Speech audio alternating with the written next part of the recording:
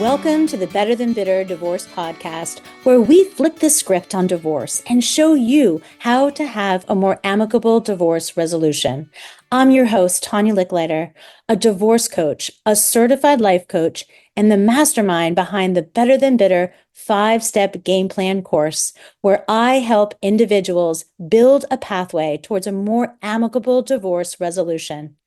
Each week, I'll bring you uplifting stories from people who've successfully experienced amicable separations, proving that divorce doesn't have to be a battleground. Whether you're overwhelmed with grief, struggling with custody and co-parenting, or just dealing with a high conflict individual, this podcast is here to guide you towards reclaiming your life and being what I know is possible, better than bitter.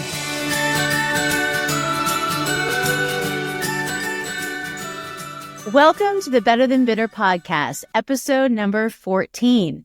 Today we are with Brynn Ungerleider, and she runs a company called Premier Nanny Network. I am so excited to have this conversation with Brynn today. She started babysitting when she just wanted to afford CDs at the mall and earn cash quick. And so that earn cash quick momentum turned into a 20-year career in nannying and household management. And she just realized that nannying is more than just taking care of kids. The right nanny provides enrichment and coaching and supporting the families that they are servicing. That is why I have invited her on our podcast today. She places nannies with a lot of divorced couples. And with that comes a big responsibility. And she can really help those divorced couples create consistency between the households. It's so hard to communicate between the two homes to know what's going on. But if you have one consistent nanny, and maybe that nanny is even going back and forth with the kids, well, how brilliant is that? So from her first babysitting gig to working with families around the country, she is supporting parents. And so I am so excited to have this conversation with Brynn today. Welcome, Brynn. Thank you. I'm so excited to be here, and I hope to provide sustenance and happiness for all of your audience and everyone listening. So thank you again for having me.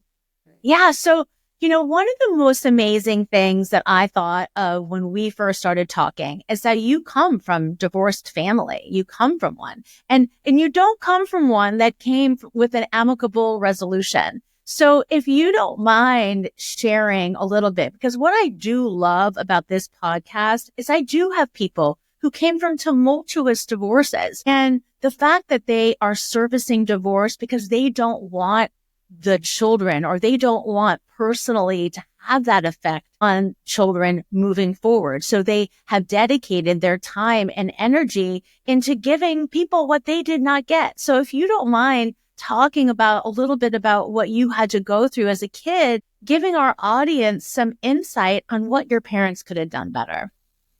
I think that's a great way to start. I was roughly 14 when my parents separated and ultimately led to divorce. And even 23 years now, they still will not speak to one another. And it's just been a wild ride. I was not aware they were going to get a divorce. I never really picked up on anything that would have led to it. Obviously, now that I'm an adult, I've been clued in on a lot of information I wasn't privy to at 14.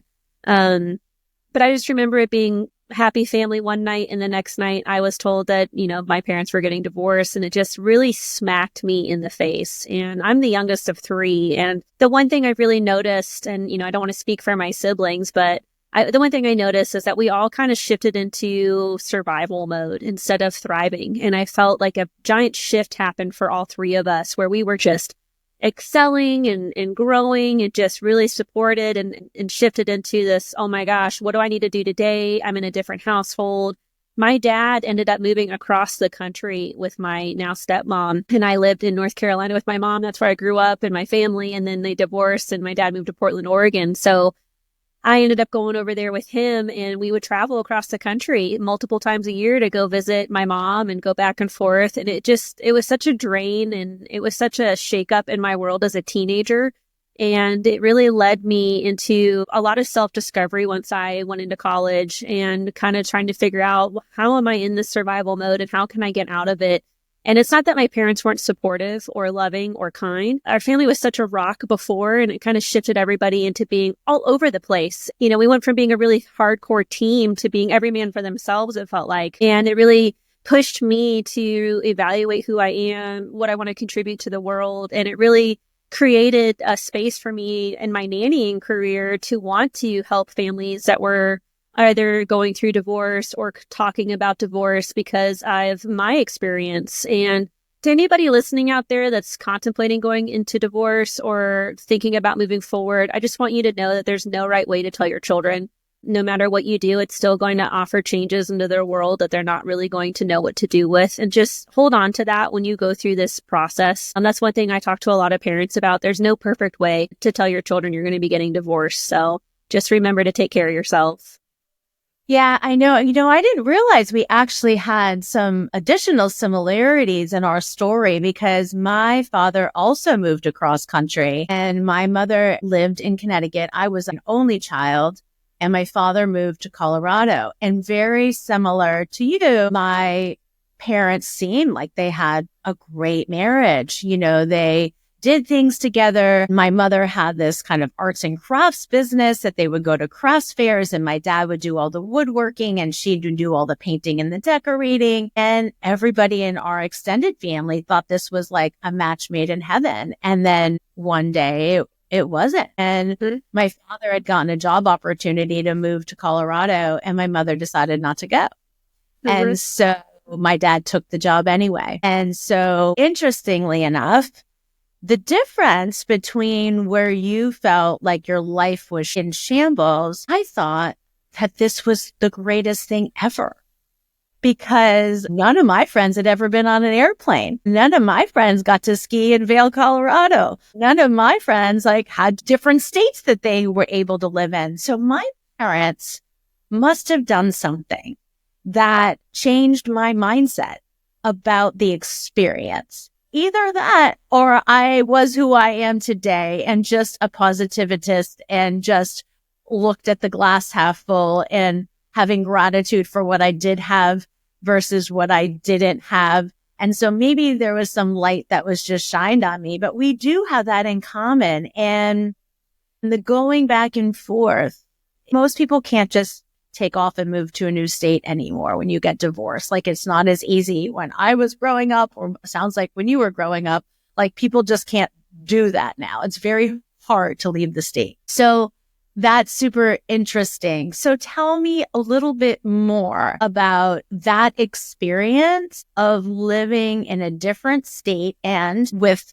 now your dad has another woman in his life. So the interaction with my stepmom in the beginning was not great for everyone all around. I think that there was a lot of emotional turmoil that my mother was experiencing with the loss of an entire family that she had put together as a stay-at-home mom.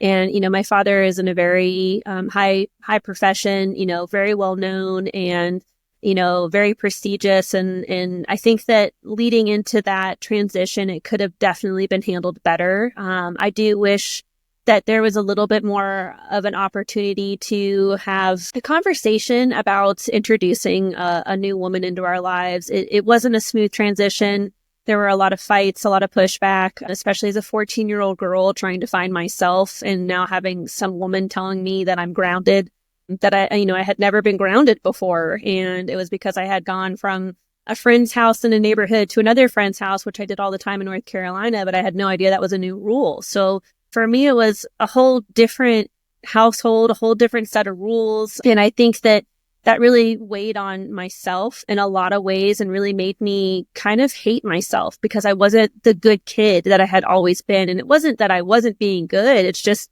I had all of these new requirements and restrictions that were not really well communicated to me. I do have stepbrothers. I don't really speak to them very often. And, it just wasn't really a situation that contributed to having a very strong, cohesive adjustment for all of us.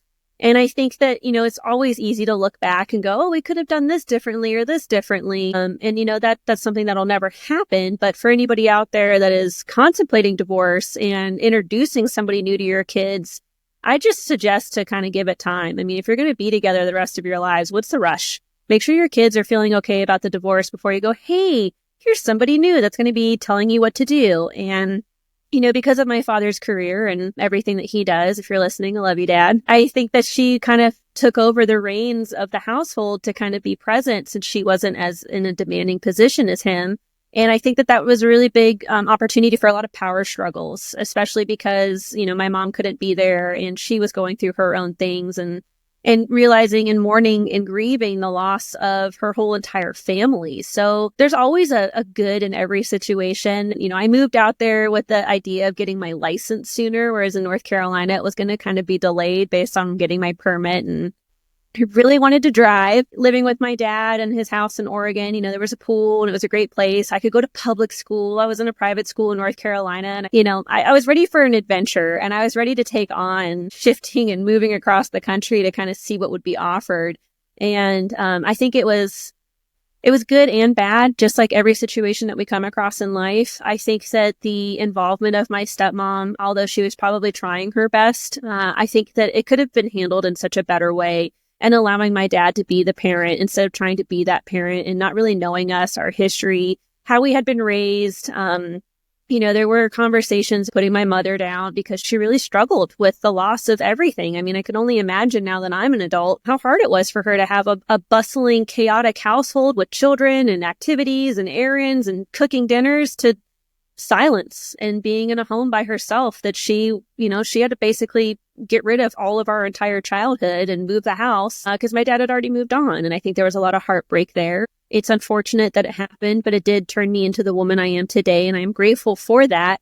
I think that now that we're all older and it's been, over 23 years, we are all finding our way with the relationships and what we want from them and trying to find a way to be a family. But unfortunately, there are two factions of my family. There's my dad's family and there's my mom's family. We do family beach trips and my mom goes to those. And if we were to ever invite my dad, I don't think my mom would come. My sister got married and it was very awkward to have both parents at the wedding because they just won't speak to one another. There's so much heartache and so much heartbreak there. And it was very tumultuous. And even now, after all this time, I do know that we hope that they will find a way to at least speak to one another and maybe work through what happened and find common ground because, there's grandbabies and maybe there'll be more grandbabies. And so it's just kind of like for anybody listening, even though you are getting divorced, if you have children together, you're going to be talking to them for the rest of your lives. I'm sorry to say, but you're not going to just divorce your ex and move on with your life and never have to interact with them again. And I'm the product of that as well. I've seen it and I have to, work around it. We do wish our parents could be together and enjoy vacations with us and just find that common ground like other parents have been able to do. But unfortunately, that's just not the case for us. So you've said so many things that now I want to address in terms of okay, let's get our audience on the right page. Let's get our audience learning from what they're hearing. And one of the things I'm going to pick up on, just because I had the podcast in episode 13 with my stepmom and how she effectively navigated being the other mom. Mm-hmm. And if the listeners listen to it, she was very communicative with my mother. Mm-hmm. And because they were putting me first, right? So yeah, it might have created discomfort at the beginning, the new woman in his life. But at the end of the day, the most important thing was me as the child, and that my mother and my stepmother were able to just put everything else aside and say, okay, we're going to raise this child together. And my stepmother was an organizational management consultant. She was all about change management, transitions. So she was coming with a skill set, right? Yeah.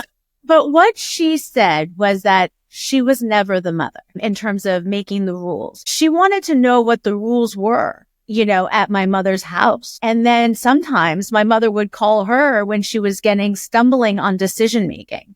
Should I let Tanya do this? Should I let Tanya do that? I don't know how to go about like finding out what all the other mothers are doing, and she would call my stepmother just because she needed a sounding board. So for our listeners out there, I want them to listen to your story. And the story is that like, yeah, your mother had healing to do. And that was, she needed space, she needed time, but moving on in your life post-divorce without having that level of forgiveness. And it's not forgiveness of the acts of the other person. It's forgiveness of self. So you can relieve yourself of the burden of resentment and anger, because the only person that's going to suffer if you hold on to that is you. The only person suffering through that process was your mom. She held on to that. And because she was suffering and had no ability to have that relationship with your father and his new wife, that the other people that suffered were the children, right? But it stemmed from your mom's inability to forgive. And I said not to forgive him, but to have a level of forgiveness to lift that burden off of her own shoulders. So I want to tell all of our listeners, if you do one thing, make sure that you work on getting to that place of forgiveness, because it's not the other woman's fault, or it's not the other man's fault, right? It is your ex's decision making to have other people in their lives. And there are other people that could say like, oh, sorry, I don't want to be with you because you're married. But at the end of the day, it's the spouse who's making those bigger decisions. And so having that level of anger towards the new person is really just gonna sit with you forever. I know that my mother-in-law, my ex-husband's mother, at her daughter's shower, we were taking a walk and she was bashing her ex-husband, who had been her ex-husband for 35 years. And I looked at her and I was like, let it go. Yes. You've been happily married for 35 years. Like, why are you holding on to so much anger and resentment? And the other thing that I want to encourage that I heard you say is that her family is done. Her family is over. It is not. And so granted, it needs to be the right time in terms of a quiet place, and people need to be sitting down, and you need to allow it to not sending them off to school in the morning. You need that in terms of an actual time of day. Those are things. But like, it's the hardest thing you'll ever deliver. If you can make sure when you deliver that message that you are telling your children how much you love them, how much both of you love them, and that you're going to continue to love them the same, and it wasn't their fault. There's nothing that they did that caused, their parents to want to get divorced. And that I said to my kids, I said, this is not the end of our family. It is just a family re-envisioned. And I want to say that again. And I know my 16-year-old at the time was like, God, Mom, like she could, like, it just sounded so corny to her. But it's exactly what we are. We are a family re-envisioned. And if you can push aside that feeling of being wronged, or like somebody did something bad to you, life doesn't happen to you. It happens for you. Yes. And what you do moving your life forward. And it sounds like I want to learn from you, because you just said like you came to that place. Did you not? You came to that place. You said that experience made me who I am today. So let's talk about that.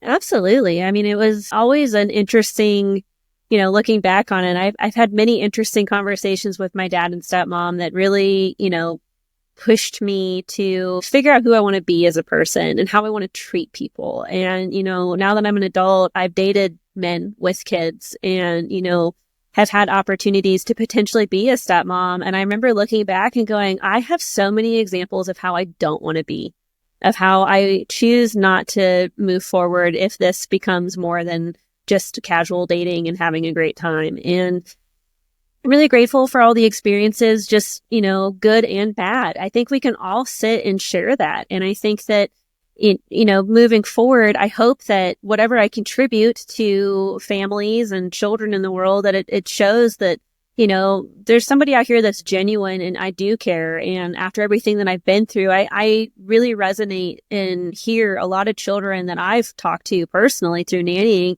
that are just really struggling with the decisions and choices that were made by their parents. And it's not that they weren't accepting of it or they felt like they were not being put first. It was just, I think change is just really difficult for a lot of people that are not aware that it's coming. And as a kid, you don't expect that. My dad picked me up from a field hockey meeting. I was voted MVP of my team and team captain. And I was on cloud nine. I couldn't wait to get in the car and tell him. And I hopped in and, he was on the phone with someone because he, again, with his business and who he is, it's pretty standard. And I could tell that it was something about, lawyers and legal and stuff like that. And he got off the phone and I was like, oh, what's going on? Everything okay? He's like, oh yeah, your mom just wants a divorce. That was her lawyer. That's how I was told. I wasn't a sit down. It wasn't a family meeting. It wasn't anything like that. And then, moving forward and fast forwarding to my move across country, my brother and I were at my dad's house with my stepmom, and we were presented with a contract from her on how we were to behave and how we were to present ourselves, our rooms, our spaces. And if we didn't sign the contract, we couldn't live there. And, it was kind of a catch-22 for us because we knew that our mom was not capable at the time of being with us because of the devastation of this entire situation. It wasn't my parents separated and, time went by before my dad and my stepmom got together. To me, looking back on it, my parents separated. In the state of North Carolina, you have to separate for a year before you can legally become divorced. And within a couple months, he had met my stepmom and was rushing my mom through the divorce.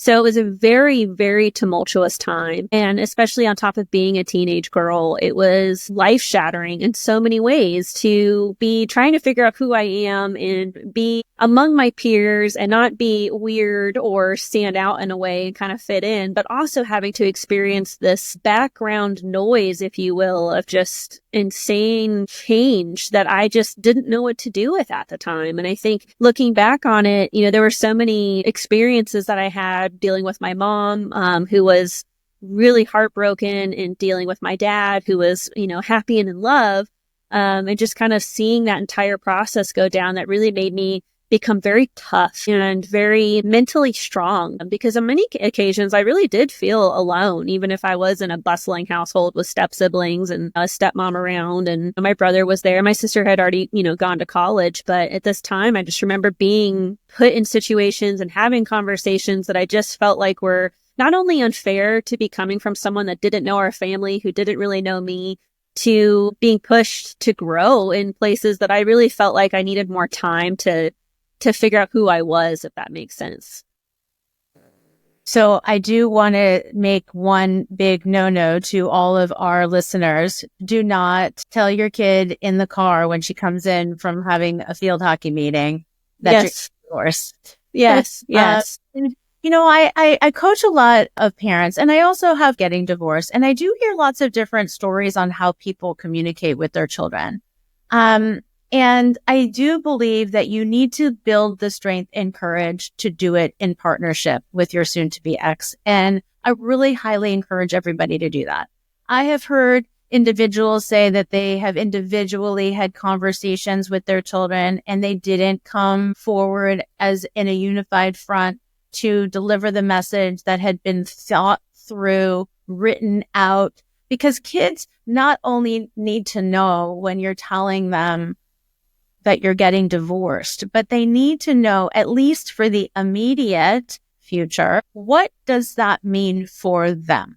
So the communication is, your mother and I, your father and I have decided, and it's been a very tough decision, that we are going to get divorced.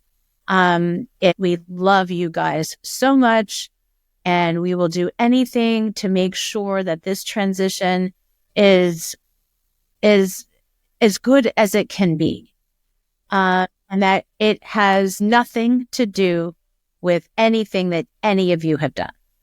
And the second part of that conversation is, at this point, mom and dad will continue to live under the same roof for X amount of months. Or at this point, on Friday, dad is going to be moving to cousin Joe's house for you guys, for all of you, you are going to be staying in this house, or for the next 3 months, you will stay in the house while dad or mom is getting situated in another place. You need to have a very clear and concise plan before you communicate it to the kids. It doesn't need to be the custody, and parenting plan that's going to go into your divorce agreement. It's just going to be what is happening in the more immediate future while you are communicating it out.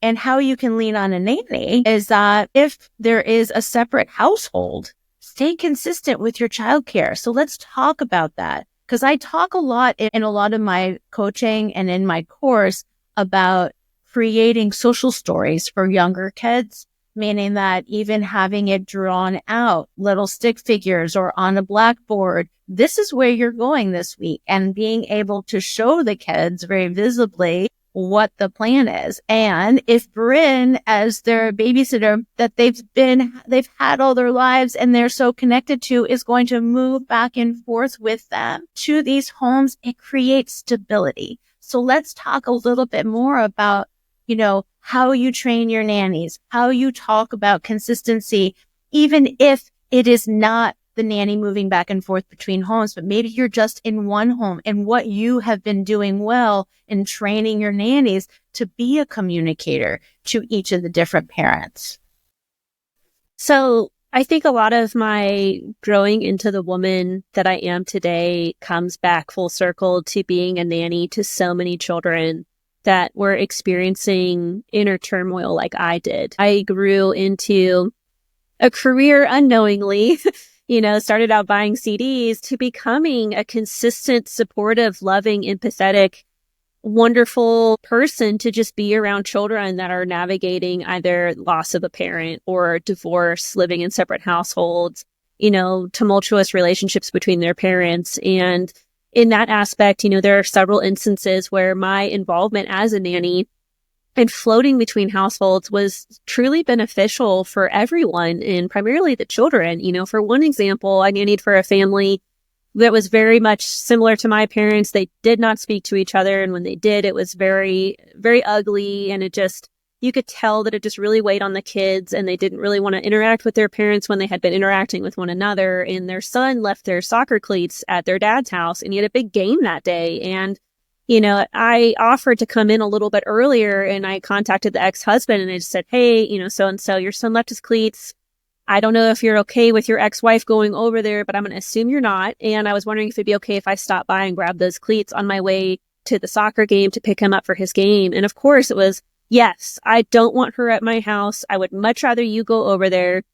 I went, I grabbed the cleats. What could have been an insane afternoon and chaotic and just ugly communication between parents was quickly squashed by my ability to just float between the households. And at the time, I would spend a week at the mom's house with her routine, her schedule, her rules, and then I'd follow the kids and be at her ex-husband's house and follow his routine and his rules. And I think as long as you are offering consistency between both households, you're going to be setting yourself up for so much more success with or without a nanny. But a nanny is going to be that consistent, stable resource for your children. As another example, there was a child that I was nannying that was acting out at school, just hitting and kicking and biting kids in his class. And nobody for the life of them could figure out what's going on. The doctor said he was healthy. We pulled back the sugar, and it dawned on me one day that he just really wasn't doing well with the different rules in each household. And I realized, it didn't take me very long, that the dad was putting him to bed at, 9:30 at night, whereas at his mom's house, he's getting ready for bed at 7, in bed at 7:30, asleep and lights out at 8. And so I could see that very big difference in just that piece of his routine that was contributing to that behavior, causing him to act out. And so, one of the big things about being a nanny is having those conversations with parents of, I'm noticing this is what's happening with your child. This is my recommendation. I'm happy to talk with both of you, or if you just talk with one parent, this is what I would recommend doing. I think you may need to be putting your son on a schedule that's similar to your ex's schedule. And, there's always that little bit of, no, I don't. My house is fine. I don't know what you're talking about. But, eventually they come around because they realize, yes, my son is acting out, and I am realizing this is really hard. especially, when you're scheduled to leave at 8:30 and he's still up and wired because I can't get him to bed till 9:30. And so we made that adjustment at the dad's house. Behavior went away at school. We started paying attention, treating us classmates better. And it's just like that little tiny piece right there that really contributed to having a more homeostasis family dynamic between the households, even though the families really, the parents really didn't work well together. And so the other really great benefit of those of you that are going through divorce, you can share the nanny, and it kind of lowers your expenses as well. So each of you can pay your nanny. You don't have to pay your ex to pay the nanny. You can each have that responsibility and make sure you take care of the person that's taking care of your household and your kids. And then in terms of training, a lot of my network and who I've communicated and contacted with over the last 20 years, we're all professionals in this area. Just like you'd hire a CPA to do your taxes, you hire a doctor to help you with your health. There are people out here known as nannies and household managers that this is what we were born to do. We were born to help you with your kids because this is what we love to do. And whether we have a teaching background or a daycare background, or like myself, where we've just been a nanny our entire lives, we come from many years of experience. And, I am putting together a training program just for a divorce nanny certification right now, just to kind of teach nannies around the country that this is an option, to become more prepared and have more tools in their belt, if you will, to handle such difficult conversations of being that neutral party between parents and not getting sucked into he said, she said, or I'm the better parent, or they're doing this wrong, those kinds of things, and just really focusing on the kids. And as nannies, if any of you are listening, I know that many of you could probably support me in this statement that a lot of your children, a lot of these families' children are confiding in us.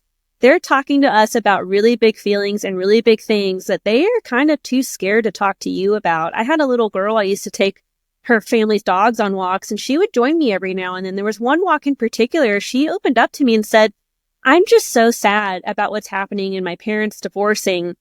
But anytime I want to go talk to my mom, she's so angry and she's so mad and she just talks horribly about my dad.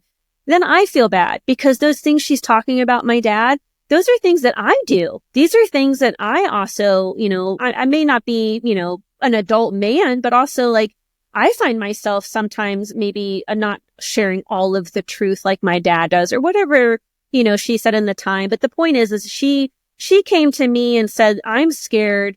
I don't know what to do. I don't know how to navigate this. What do I do? And I just remember listening and going, hey, so-and-so, I'm so grateful that you felt comfortable talking with me. I think the next best step would be to either talk with your mom, and I'm happy to be present, or let's talk to both of your parents, and I'm also happy to be present. And to kind of end that story in a very quick manner, we were able to sit down with her mom. And I remember she was sitting there kind of shaking at the kitchen table. And I said, you don't have to be scared. This is your mom. Nobody loves you more in their life than your mom and your dad. And, she finally was able to kind of open up and say, I just don't feel comfortable. I wish you would stop talking bad about my dad. I really want to find a way for us all to get along. Maybe we can have one night a week where we try and have dinner together, or at holidays, maybe we can have dinner, those kinds of things. And, she reached out to me not too long ago to say thank you. And, she's in college now. And she's just like, thank you so much for having that conversation with me and my parents. She still thinks of it to this day. So those are a few examples of how I, as a nanny, infiltrated homes of divorce and my contributions. And it's not just me. There are so many of us out here that are happy and willing to help because this is what we were born to do. Wow, there's so much packed into that story that you just said. And I'm going to reflect on now, this is the third person that I have interviewed that have said something similar. And you told it in a story. But I'm going to remind our listeners that when you disparage your ex and you tell your children that they are bad, that your ex is bad, you have to remember that they are 50% you and 50% of them. And this is the third interview that I have done where I have had a guest say exactly that. The child that you love dearly, when you disparage their father or disparage their mother, you are basically telling them they are 50% bad because they are 50% 100% of that individual. And you just told the most beautiful story of that in an actual dialogue that you had with a child. That is what is going through their minds. So again, if you get one thing out of this, do not disparage your to be ex or your ex to your children. Those are adult problems and adult thoughts, and they do not have any place in your children's head. It is, they only need to know how much you love them, how much their father loves them. Yeah, you might not 100% be on the same page with the way you parent or the way that you approach, parenting, but it doesn't mean that this child needs to view their other parent as bad. That moves into something called alienation, where it gets so bad that the child doesn't even want to spend any time with the other spouse. And again, I'm going to say it frankly, that's a very selfish thing to do. If you are practicing alienation because you believe it makes you feel better for them not to like their other parent, that is a purely selfish move on your part. I'm going to be firm on that, because the children deserve to be able to feel free to love their parents equally. So I really have loved this conversation. What you are providing at the Premier Nanny Network is so incredible. And if more parents, and I know people don't all have the financial means to have childcare at that level, but if you do and you are looking, I definitely would suggest you look up Premier Nanny Network, because having a very professional nanny working with you and your children, and again, they can also help create some peace between the households, even between you, so you can get to that point where you can have that family dinner or maybe experience a holiday, because maybe the communication channels are really blocked and you're not feeling good about how you communicate together, but you really can communicate through another individual when it comes to the children, and they can help you create that consistency. So here are our 3 top tips from our episode today with Brynn. Number 1, do not disparage your soon-to-be ex or ex. Your children recognize that they are 50% you and 50% their other parent. By disparaging them, they will believe that they are 50% bad. If you are communicating that your ex or soon-to-be ex is bad or does bad things, as soon as they correlate maybe some of those same similarities in their own personalities or maybe in their actions, they immediately are going to believe that you believe that they are bad. Number 2, don't communicate divorce solo. If you and your spouse are deciding to get divorced, make it a conscious effort to have a time, a place, work on a script, develop who is going to say what, and make sure when you deliver the message, your children know how much you love them. And not only that, but that you would do anything for them and it wasn't their fault. And make sure that you have outlined a temporary plan so they know very specifically on how this is going to affect them in the near future. The third tip is about childcare. Brynn has made it very clear that if you are going to be in need for childcare, either currently or when you get divorced, trying to find a childcare provider that can work with both parents and be supportive towards those children. Having a rock in their life like a childcare provider that will go between homes with them only can create more stability and allow for them to feel more love all around. Thank you so much, Brynn. I really enjoyed this conversation, and I hope that everybody checks out Premier Nanny Network. We are going to have all of the information about Brynn and her company in the show notes, so make sure you go and check those out, and look forward to another session.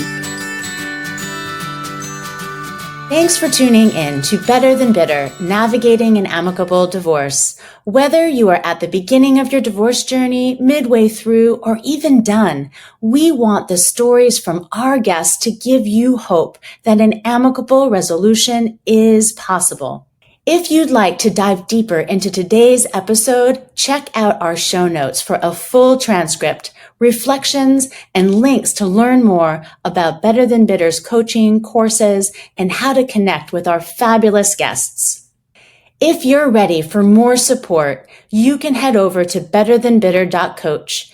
There you'll find details and additional information on our 5-step game plan multimedia course, our one-to-one Zoom coaching, group coaching, monthly memberships, events and retreats, and a whole lot more.